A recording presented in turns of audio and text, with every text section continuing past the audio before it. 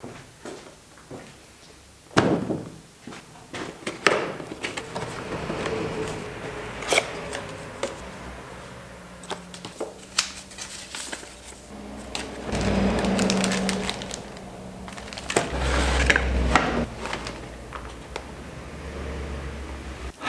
cool is this thing? Just look at it. Coolest gauge ever? Definitely.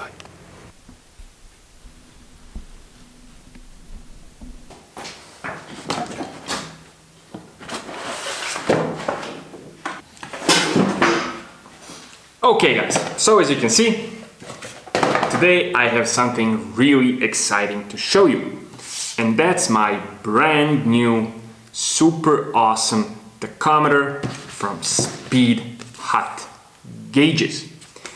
Now Speedhut Gauges is a really cool company, and I found these gauges while browsing online trying to find something cool for my MR2's tachometer solution. Now I do need a tachometer because when I went with my aftermarket ignition and installed the bicarbs, and got rid of the stock ignition coil, my stock tachometer was no longer working. Now there is a way to make it work with the stock components, with some transformers and resistors and a bunch of wiring, but it's really complicated. So I decided to just get a tachometer that works with aftermarket ECUs, stock ignitions, coil and plug setups, whatever you want. This thing works with anything, but I also wanted something cool and custom. Now there's a million tachometers online, but the options for customization that I found that you can do on Speedhut's website are simply beyond it. They will blow your mind. I mean, you can customize everything on a gauge on Speedhut. You can change the dial, you can change the font and the style of the numbers. You can change the bezel, you can change the size, you can upload, as you can obviously see, your own logo. You can choose a pre-made logo, or you can upload whatever you want on the gauge. Want something super weird and bizarre on your gauge? No problem. You can upload anything. Then you can change the color of the logo. You can do whatever you want to do with this gauge. So basically, whatever you have in your interior, whatever kind of setup you have, whatever kind of color combination you have, you can specify and customize the gauge on Speedhut so it works whatever is inside your car, which is really, really cool. I of course went with something which is a really simple sort of race car setup, which is red on white and my logo. This is also going to go all red at night, and I'm going to show you that in a few minutes when we install this gauge and fire it up. Before that, I'm just gonna go quickly through the contents of the box. So what we have inside the box is of course some very nice and very comprehensive instructions. We will be going through these in a few moments because they're really useful. We have a wire. Everything is a nice sort of setup that uses Molex connectors. So the install is really nice, clean and tidy and simple. This is a wire which I'm going to hook up to receive the signal from my ECU so it can display the RPMs. Next up we have a little inverter. This is what you're going to hook up to your dash lighting wire. So the gauge lights up at the same moment when you turn on your dash lighting. Next up we have this little thing, which is a little holder for the gauge. I will be using this. I'm going to hook it up inside my dash so the gauge, basically can stand. I'm not going to be drilling out my dash. And here we have another sort of connector, a Molex connector. This is for your ground and your power and some other connections. And here we have this little thing. This plugs up into the back of the gauge.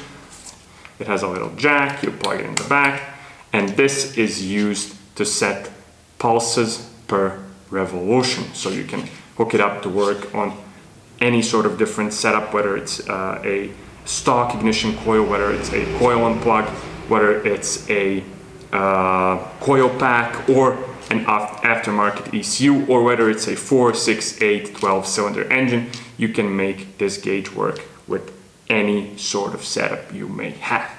When it comes to the quality and finish of the gauge, I have to say that this really looks and feels like a high-end product. The gauge feels really nice and solid in your hand, and for example, this bezel, this isn't plastic, it's metal, just like this gauge holder. It too is made entirely out of metal, so that just tells you that this is a product that is dedicated to quality. And Speedhut gauges, if you check out their website, you can see they're offering a lifetime warranty on their product. All the gauges are made in the United States, so this is definitely a very serious and very high quality gauge.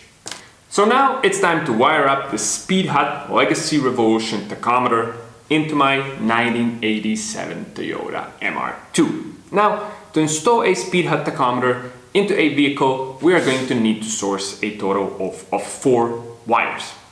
First up is a 12 volts switched power wire. Next up is a ground wire. After that, we're going to need a 12 volt dash lighting wire. And the last, we're going to need a tachometer output for our tachometer.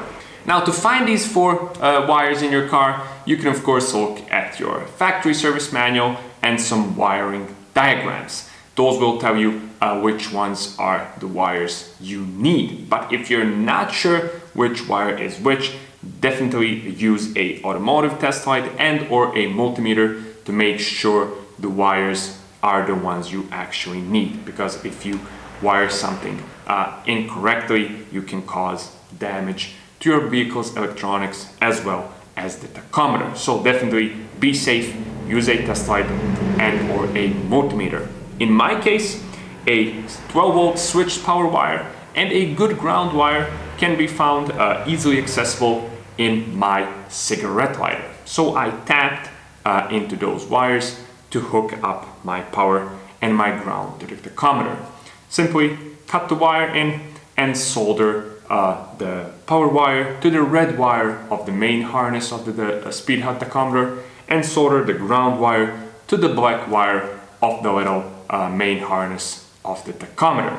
Now, a 3 to 5 amp inline fuse is recommended for this sort of installation, and I have installed such a fuse already, a 5 amp inline fuse, when I was hooking up my air-fuel ratio gauge, so I simply relied on that same inline fuse in the case of my tachometer. But if you do not have a inline fuse, I definitely recommend you buy a cheap simple inline fuse and install it on the power wire. Now, once those 2 wires have been hooked up, it was time to find a 12 volts dash lighting wire. Now, for the dash lighting wire, I decided to take a sort of a stupid slash safe slash hard approach, because I did look at the wiring diagrams for my MR2 and I did try to find the dash lighting wire, but honestly I couldn't find it. I wasn't sure which wire was it. I had a few suspects, but I did try testing, but it kind of didn't work out, so I decided to take the safe and slow way, and that is to take the entire dash cluster out. It may look scary, but it really isn't. In the case of my car, it's just a bunch of bolts. And once I had the dash cluster out, I simply found the wire that is hooked up to this pin on the printed circuit board, which is the ILM plus pin. Now, I know this information thanks to my good friend and probably one of my first subscribers, Jeff, who did a lot of work around his dash cluster, rewired everything, did a lot of hard work to make it function properly, and he was kind enough to share and post this on his website, which is mr2.run. Now, you can find a link to all of this in case you need some good useful wiring information for your MR2. You can find this and more info about my good friend Jeff in the video description. Now, once I found the 12 volt dash lighting wire, I simply cut it and soldered it to the white wire of the main Speedhut harness, and also to the white wire on the little inverter harness. So that was it when it comes to the dash lighting. Now, the next wire that we had to find was the tach output wire. Now I already know which wire that is on my Notice aftermarket ignition ECU.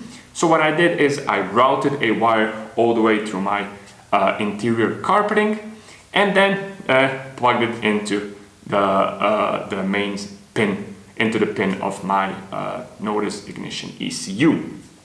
I then took the power wire and soldered in a 4.7k ohm resistor into that wire. In my case, it was a 0.5 watts resistor, but as you can see, it's a 0.25 watt minimum, so that was okay according to the Speedhut instructions.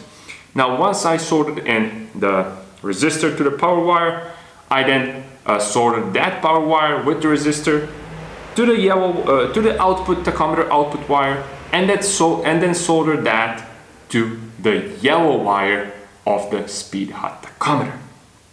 Now, when I keep saying wire, solder, this, that, you know, it sounds kind of complicated and scary, but honestly, if you have done any sort of electrical work ever, once you start working around the wires and once you start eliminating the wires one by one, wiring in this tachometer is honestly pretty simple, and it's a half an hour soldering job at most.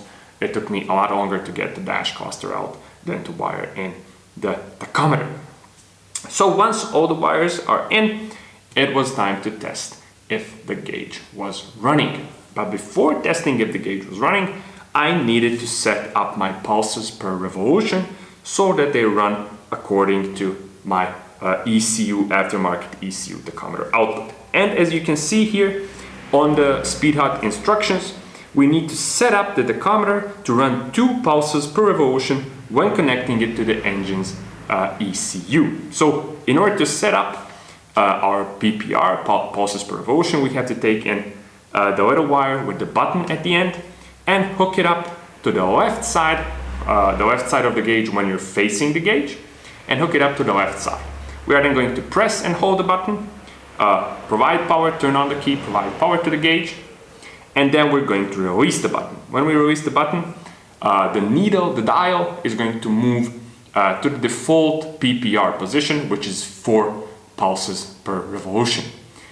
So in order to get 2 pulses per revolution, simply press the button a few times until the needle moves to the number 2 on the tachometer. Once you're happy with that, just leave it alone for 5 seconds and the gauge will automatically save that setting and return to its normal operating mode. So with that done, we could fire up the gauge and see if it's running. And as you can see here, the dash lighting has been properly connected and the gauge lights up when my dash cluster lights up. And here you can also see that it's displaying my RPMs correctly.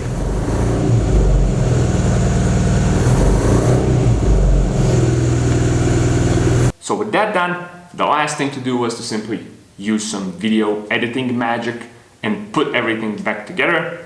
Don't forget to route your gauges wires through the dash cluster, and then I taped everything up so it looks nice and tidy, and move it out of harm's way, so everything was well organized even though it isn't in plain sight. I then used some powerful double-sided tape and a little metal gauge holder to hook up the tachometer to the top of my plastic dash cover, where it is really nicely visible and isn't obstructed by the steering wheel. And there you have it, one really cool custom tachometer installed. Now I have to say that the gauge looks and performs really nicely. I really love the way how smooth the operation of the dial is and how the way the gauge looks and the lights up. It's a really nice design and a high quality product that I'm super happy to have in my car.